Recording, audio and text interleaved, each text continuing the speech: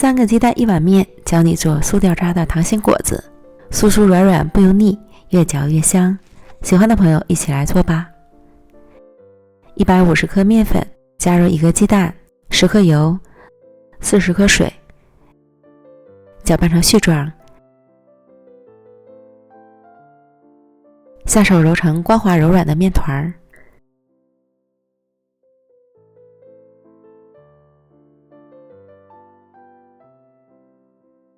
用保鲜膜包好，先放一旁。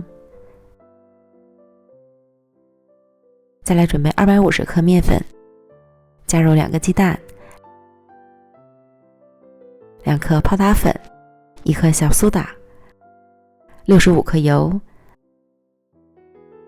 ，30克红糖，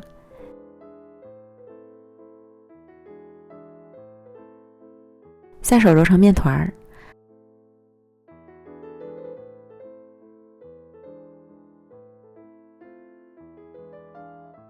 同样用保鲜膜包好，同白面团放到一起，醒面半小时，然后取出切好的白面团，按扁，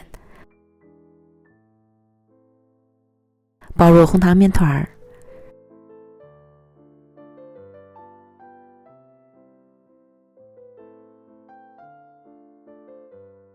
手口捏紧，多撒些面粉防粘。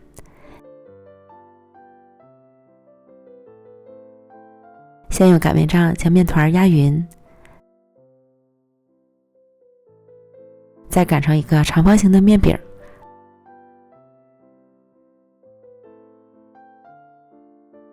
厚度约5毫米左右，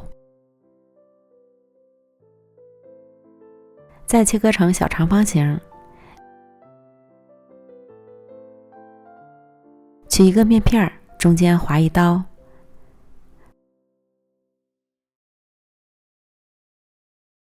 拿起来向内绕一下，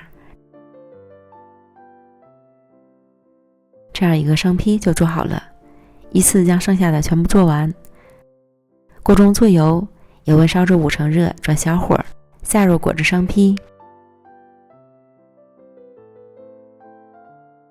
炸至逐渐浮起后，就要勤翻动，使其受热均匀。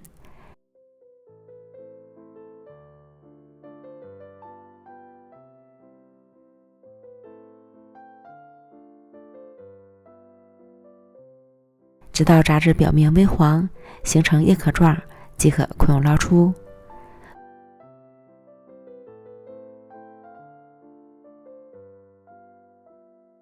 酥香可口的糖心果子就做好了，轻轻一捏，酥脆掉渣，吃起来有着红糖的香气，酥酥软软的，不油腻，真是越嚼越香，越吃越上瘾。